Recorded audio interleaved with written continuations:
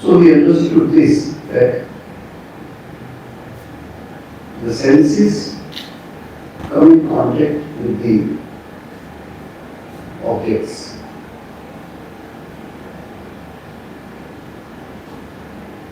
The knowledge the knowledge about the object, these five senses of knowledge, jnanendriya, gathers it, like our eyes, our ears, our skin, our nose, our tongue. These are the five senses we have. And we experience this world through these five senses. We don't have any other experience beyond these five senses, or we cannot have. We have the experiences of this world with these five senses.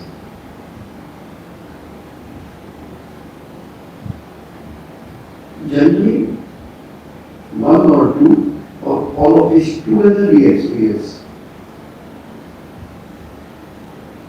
Like I said, three-dimensional reality, all these words are there. That shows that multiple directions, multiple aspects of reality. We can see this water. We can hear also if you want. We can touch this water. We can taste this water. So water is experienced practically with four senses. Because there is no smell. So even if little smell is there, then we can smell also. So our experience of this world is with the help of our five senses. Five senses we gather the knowledge of this world. We have another five senses, which is called five karmendriya, five senses of action. The hands, the feet, the speech, and two organs of excretion and reproduction. We react to this world with those five senses. Here is the total situation. One human being gathers information with the five senses and reacts to this world with another five senses.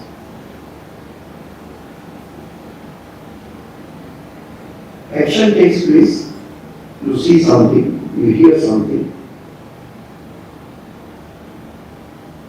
The effect will come to the place, or the total action will be completed when you react to it.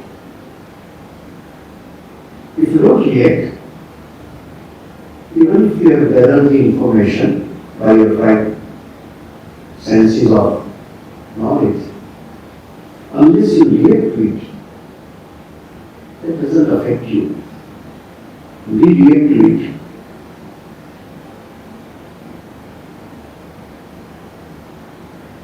When somebody says some words to you, then you react to it because of anger or because of which or other feelings. Then the action escalates with your reaction. Not to react is a big virtue.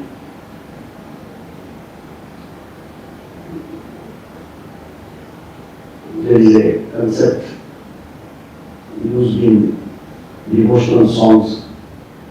There is a Bengali song in which it is said, Maya, Moha, Bhoga, Krishna. You know the meaning of the word. By delusion,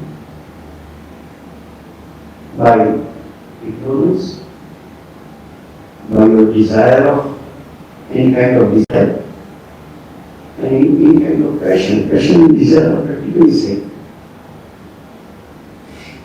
This four always torments you, always try to compel you for reaction. You are bound to react. And that is the success of objects.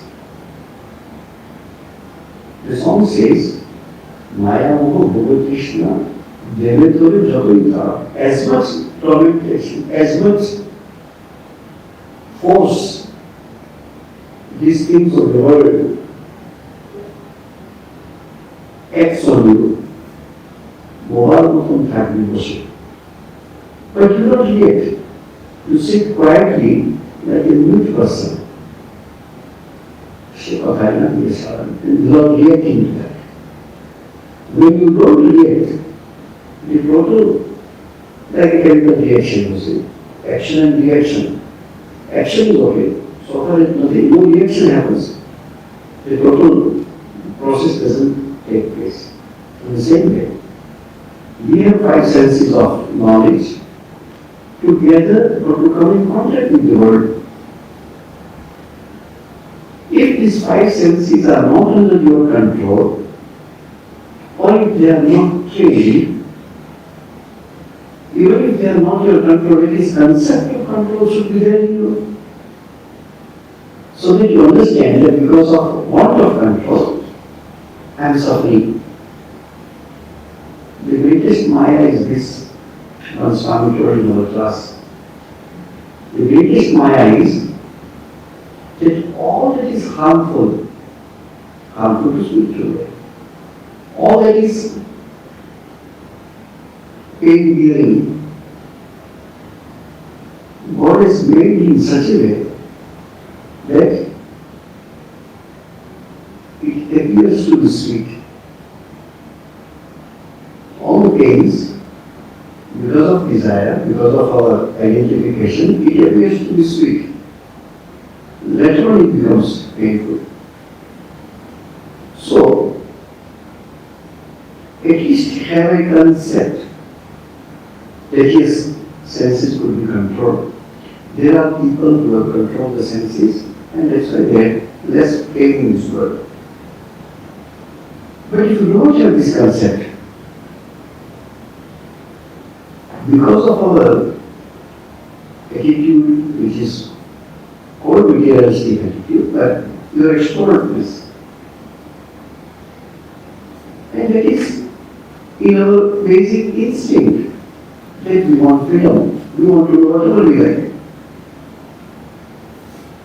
If there is no spiritual goal, if there is no self-control, then the freedom is interpreted in this way that many thinkers now say is the problem, basic problem with the Western materialistic way of life. Not that we are not materialistic, we are also materialistic. With this concept, they don't completely close your eyes. There is something which you need to control and direct yourself. The misinterpretation of the word freedom, I do whatever I want. Why you should do it? No, I want to do it. You don't even know the purpose why you want to do it. But I want to do it. So uncontrolled behavior,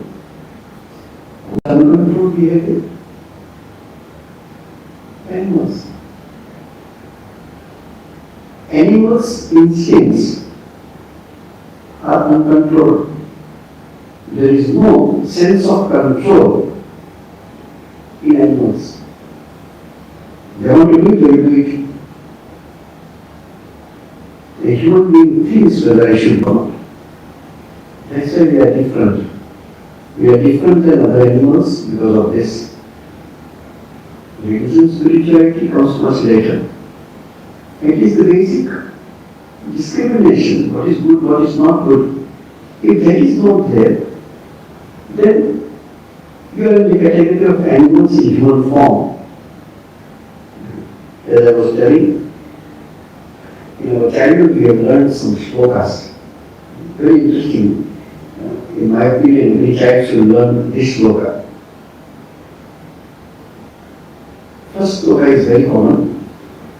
Ahara nidra bhayamaitunamcha samanya veda pasubhi narana dharmo hi tesham adhiko vishesha dharmena hina pasubhi samana. Simple shloka can guide your life.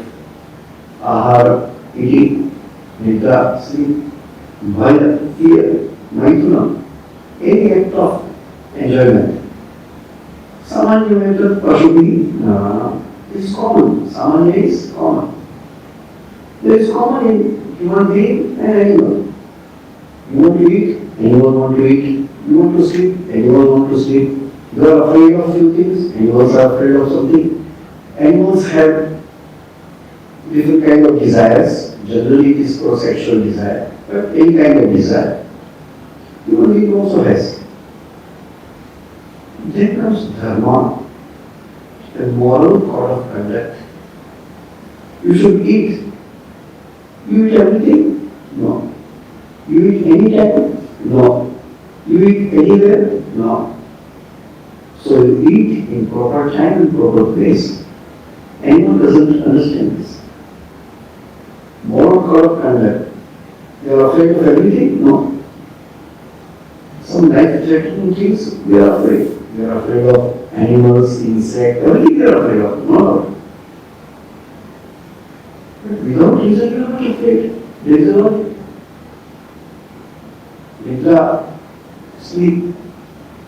Do you sleep anywhere, anytime? No. Anytime your desire for enjoyment comes, you do it anywhere? No. Animals want to have this discrimination, that's why they are animals.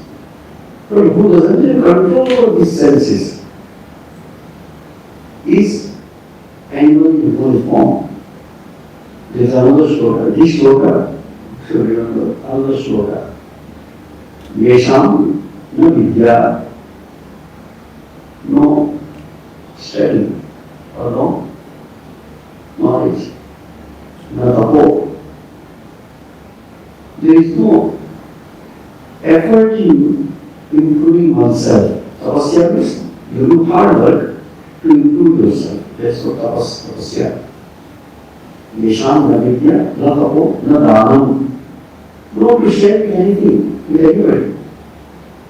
You remember in your childhood when one piece of sweet is there, the whole household will get little. Share it with them. Also many times I feel when devotees give some food, I say, how to take it alone? As if I am a gift.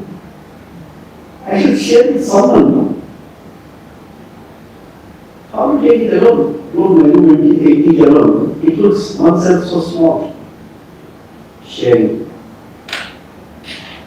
Dana doesn't mean only knowledge. Sharing is called dana. Na jnanam. Na shilam. No character. No good qualities. No dharma. No moral code of conduct. ये वृत्ति लोग के हुई भारभूत अध्याओ वर्णन विसर्ज मनुष्य रूपेण विराश्चरन्ति. In human form, animals are moving around. Who are those animals? If we don't have any of this, na vidya, na tapo, na dhanam, na jnanam, na shilam, na dhamma, na dharma. These are the qualities we must have. Whether small proportion or big proportion. If every time you say, no, but I couldn't control myself and I reacted like this, that doesn't reduce your punishment. Philosophy. Some more moral values. That's why, if you teach moral values, or give lectures to me, this is the modern term. So what you have to do, you have to take, remember this shloka, remember this shloka, remember it. Father or teacher makes us think, okay, 5 times, whole class, repeat. And we will memorize it. After 55 years or so, I remember it. I have not completely put everything into practice, not me.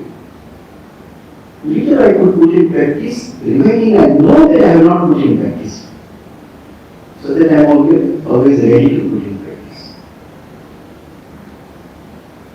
If you don't have these basic few things, for that you should know first what I should have, what I should not have. If you do not know, many times I talk to people, Who teaches moral values? School don't teach. Parents don't teach. Friends definitely don't teach. From where the child is going to learn morality? Nobody seems to bother about it. So few condensed concepts are put in the shlokas. Many years before I had an opportunity to read Ramayana, Mahabharata in original Sanskrit. Easy, not that difficult. Unless you start, you think it's very difficult. It's not difficult. You know little Sanskrit, you can read Ramayana and Mahabharata. You watch the serial and understand the story, that's good. But many good things you lose if you do not go to the scripture itself. Even if you don't have time to read 100,000 shlokas of Mahabharata, take the original text from wherever you get it. The shlokas, actually everybody in the characters are great people. Even Duryodhana says some shlokas which are very significant. But at least when there is no Dhritarashtra Uvacha, Sanjay Uvacha, Bhagavan Uvacha, Uvacha means he told. So at least read the shlokas told by Krishna, told by Yudhishthira, told by Bhima. At least these people stand for truth, stand for moral conduct. Every character in Mahabharata is great. So, with little or more control over the senses makes all the difference. Makes all the difference. So we come in contact with the world, we come in contact with 5 senses of knowledge, and we react with other 5 senses of action. Your mind processes this information. You saw something by your senses of knowledge, it processes it. Should I take it? Then say, how can I take it? If it's a shop, I must pay for it. If it belongs to someone, I should ask permission whether I can take or not. Then how do you take? This information is processed in your mind. And this process will become good provided you have this basic knowledge of moral code of conduct. Otherwise you behave like an animal. You put something, you think the dog will think, belongs to someone or not, whether I should pay or not. No, it likes it things. And you will throw a stone. If we are human beings, this concept should be in our mind in terms of processing the information which we gather from this world and then react with our senses of action. If this is not processed properly with the help of this information of scriptures or traditions, we behave like an animal. All human behavior which are uncontrolled in colloquial Indian languages, always the example is of animal. He sleeps like a pig. He is angry, he bites like a scorpion. So his words are poisonous like a snake. All example of animals. Uncontrolled behavior is found in animals. They are all with that. The famous story of Guru Nanak. Nanak Dev Ji was founder of Sikh religion. He found a scorpion being swayed away in the current. So wanted to take and save it. And therefore immediately bites. And because of that, he falls again in the water. Guru Nanak again tried. It again bites. Again falls in water. Guru Nanak again tried. So in onlooker, his disciple or devotee says, "Sir, why you are doing that? That fellow is continuously writing you. Let it go, somewhere it will be safe."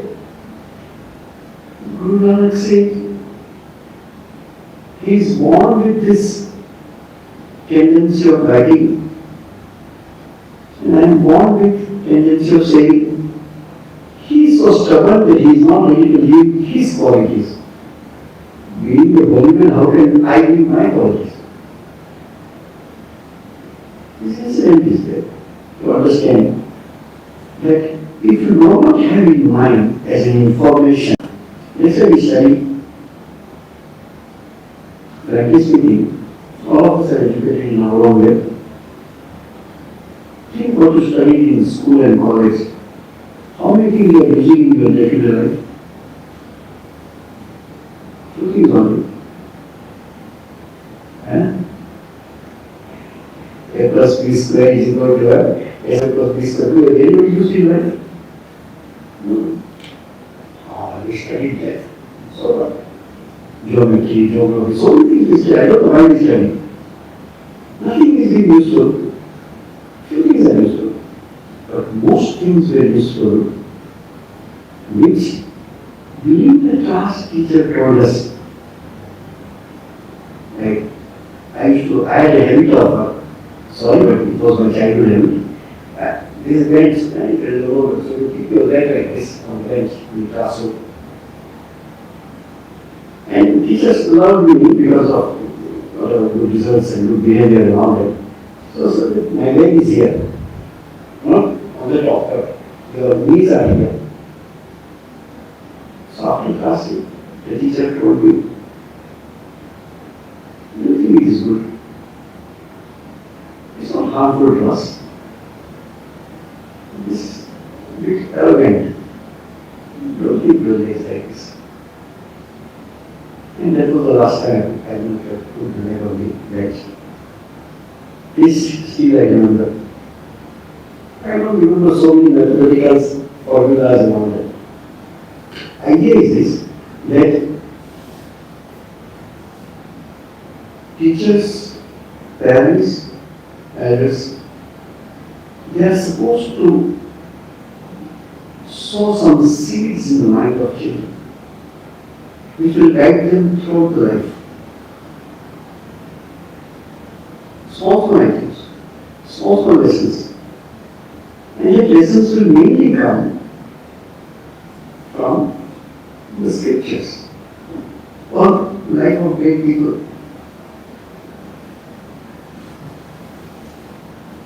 But if that is absent, from where do you get the higher values? Nowhere. That's why the society becomes weaker and weaker. No strength to fight because of these lower natures which you are born with. You don't need to be taught, and when you are hungry, you find out some food from somewhere. You will find your way out. If you don't have money, you will go to somewhere.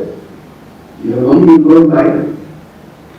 Or what is suitable to eat. Many times we say this. Whatever food is given to you, you eat. You select. If you go to a restaurant or a food court, will you say, give me some food to eat? That means so many items are you select. You select according to your requirement. For food, we are conscious. Oh, I have diabetes, so I don't take carbohydrate, or I don't take oily. All these things we have good. But that food which you take through the mouth, what about the food which you take through eyes? What about the food which you take through your ears? Non-discrimination. I must say the same thing. Little here, little there. As you are selective for your physical health, we should be selective about your mental, intellectual, spiritual health. That which we take through our eyes, see whatever we see, hear what we hear. So, Sri Krishna beautifully says here, Videyatma, person who is self-controlled man, what he does with his senses, how his senses are Raga Dvesha Viptahi. The senses are free from attachment and aversion. Atma Vashyehi Indriyahi, senses which are under his control. This Videyatma, this person, because of his controlled senses, prasadamati gacchati.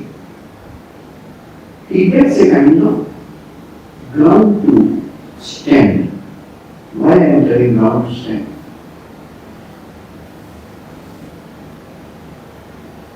If you don't know swimming and you are in water, then you understand what is the meaning of touching the ground. You are not able to swim. Suddenly you find your feet are touching the ground. At least now I can. That ground saves you from going down. Ground is what? If I am going, it stops me from going down. Prasada, after temple programs, we distribute prasada. What is that prasada? And Tamil makes a sadam. Sadam has to do something with prasadam. Nothing to do with sadam. Prasada is this serenity and bliss which comes out of your natural behavior with your controlled senses. Then these controlled senses will make your life better, easier. Other full of problems. In general, find out the problems that you have with people. What's the problem with the people? All the mistakes, blunders and crimes people do is related to one of the five senses or one of the 10 senses. One of these five senses of knowledge and one of the five senses by which he reacts to this world. I remember one of our boy, very good boy, and he speaks English much better than me. I told him that the amount of tenacity which you have to read, believe me, he read the 7 volumes of Harry Potter staying in the voice of I don't have patience to read so much. And suddenly he was caught for shoplifting. He took some chocolate or something from a shop and it was caught in camera, and it was caught, we were informed. We went and said sorry, no police case please, and we got him back. So I thought, how many chocolates we gave you? And you are already so big. Why did you steal the chocolate? The boy answer was, I don't know, I want a genuine answer. Why did you do it? What was going on in your mind at that time? I couldn't control myself. I saw chocolate but I don't have money.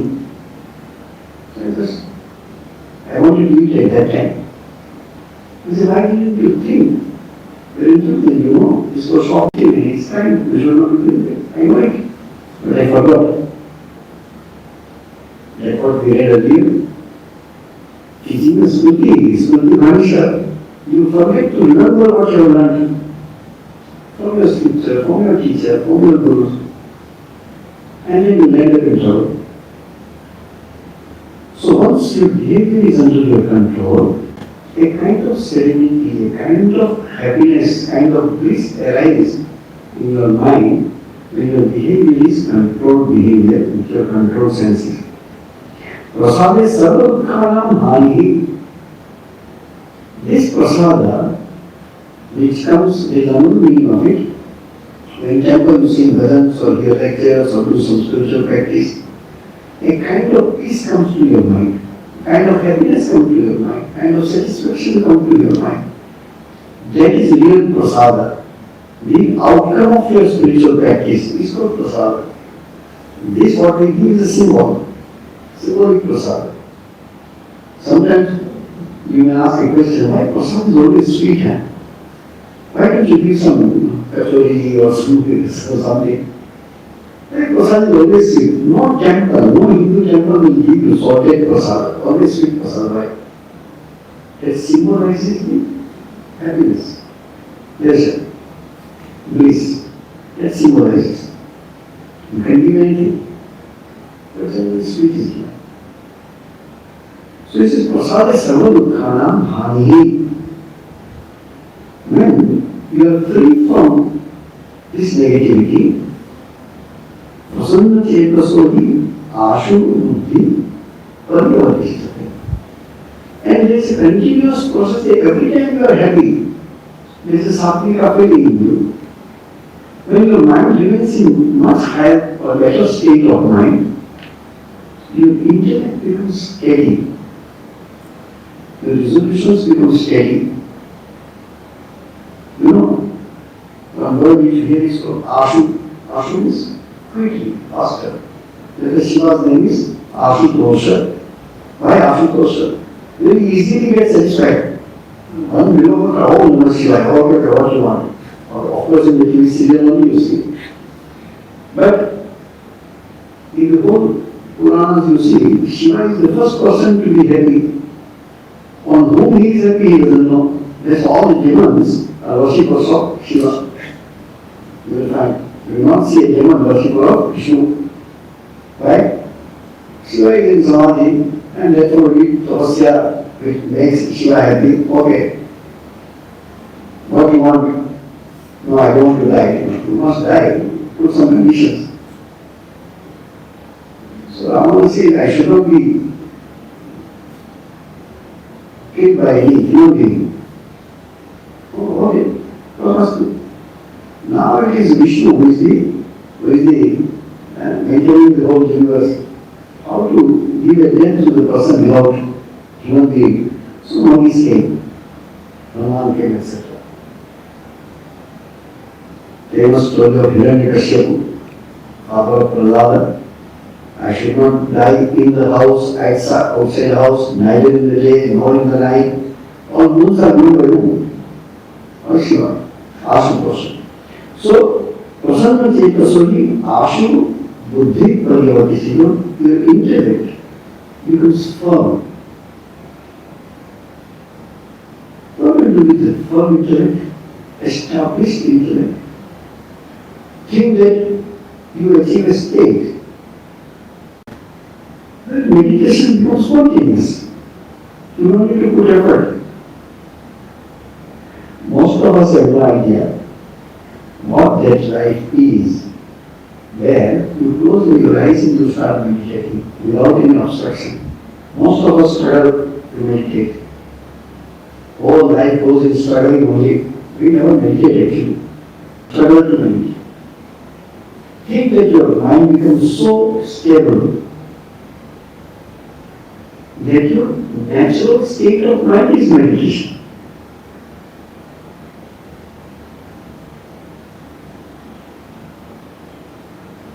Sri Ramakrishna, if you read in the Gospel, he sometimes puts a simple desire. I want to drink water. I want to eat this thing or that thing. Not that he wants to eat. To bring his mind down to our level so that he can talk to us. We have no idea whether that kind of mind can exist. There is a very famous incident. Swami Vivekananda was supposed to give a lecture.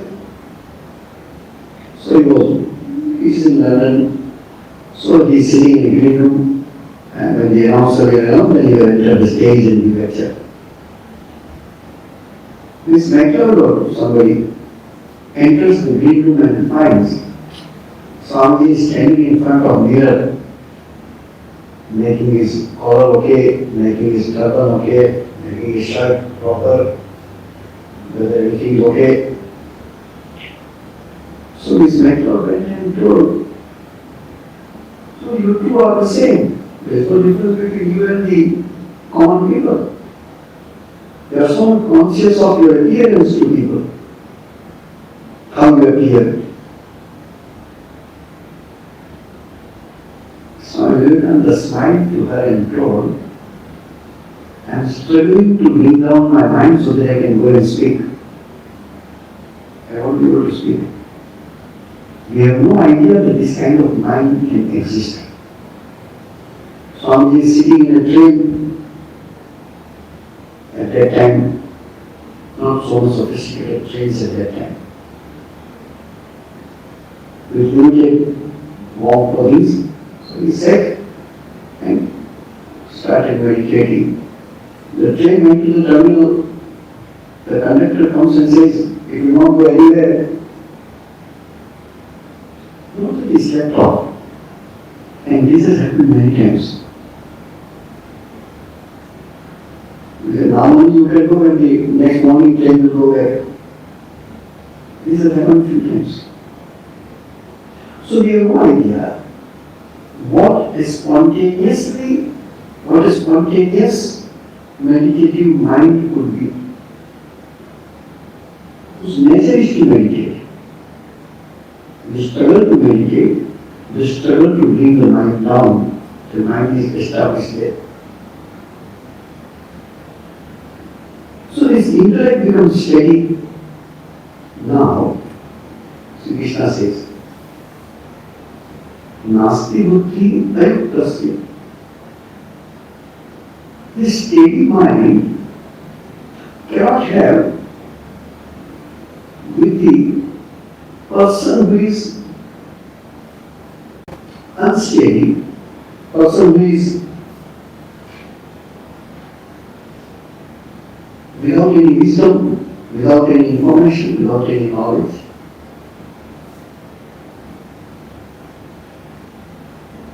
If you are sent to the war front to fight a battle without any weapons in your hand, you can't fight. In the same way, a child comes to this world, these are the weapons to give in his hand. Some basic moral and spiritual ideas. Otherwise, the poor man has no way to survive in this world. So he or she will go along with the current of this world. Whatever he gets, what friends he will get, what people teach him, he will learn that. So it is good to teach values before the child picks up wrong values. Same thing we can do to ourselves. Instead of getting some haphazard, some strange ideas about spiritual life, we must read from the genuine sources so that our information remains good and we can have a balanced life. So, nasti buddhi ayuktasya. Without wisdom, without this kind of teachings, the mind doesn't become steady. And the unsteady mind doesn't get any further. Nacha ayuktasya bhavana. And this person, like the one who is unsteady man cannot meditate. And if cannot meditate,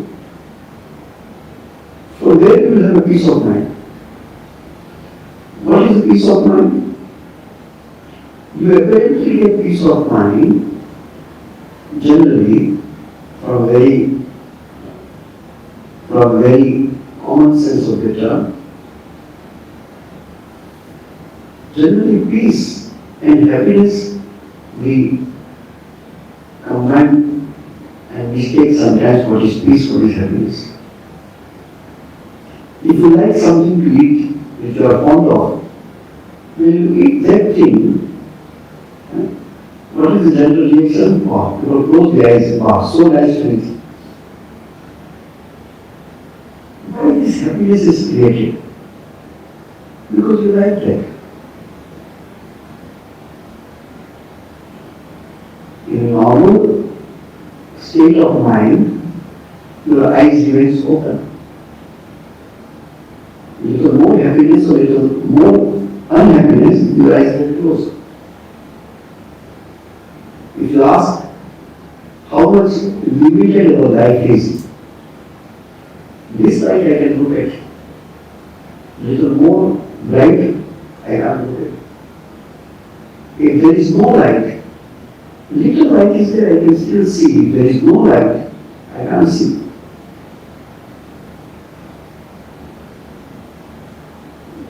We can tolerate up to a certain extent.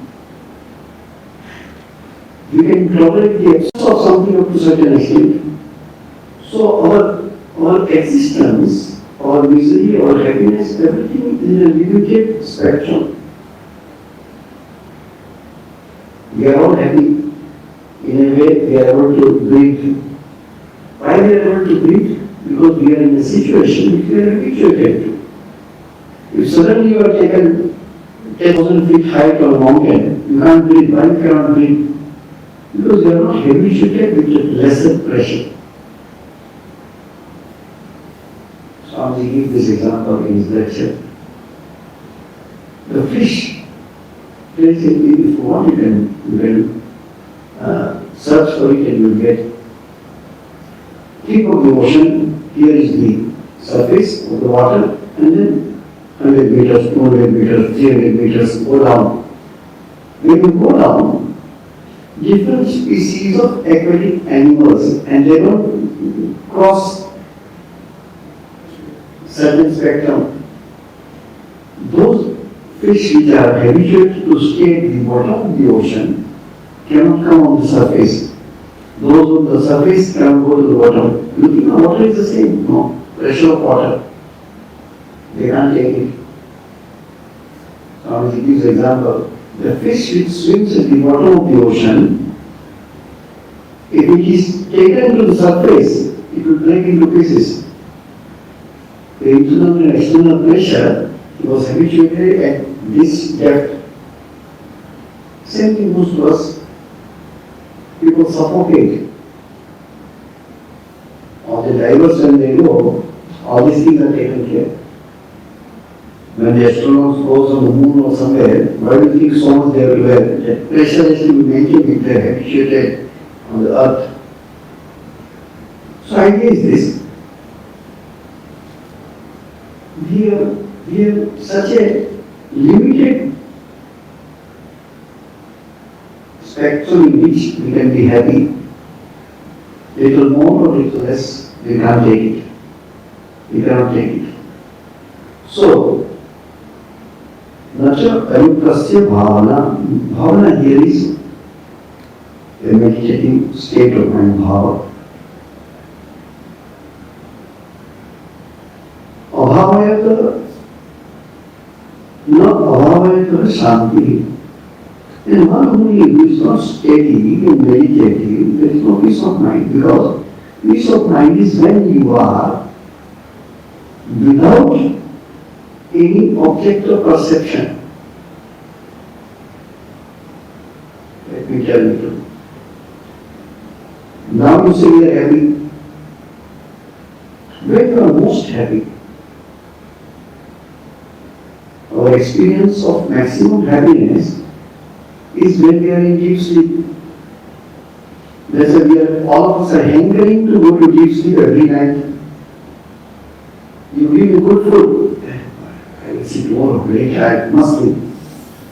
There is nothing important for us than going to the deep sleep. Every living being is hankering to go to that state which is called deep sleep. What is deep sleep? No objects at all. No object to perceive, no object to deal with. Nothing to see, nothing to touch. There is no other existence. Our own experience. For example, you said, somehow, no deep sleep, whole night, kept on seeing, watching some dreams. Are you fresh in the morning? No. When you are completely devoid of any object of perception, then only that maximum happiness we can get in deep sleep. And we want that. So he said, no, Amavatra Shanti, but in a normal sense, in a normal time when we are here, what is the closest to that state which is closer to the deep sleep? We cannot have a deep sleep happiness in waking state. Only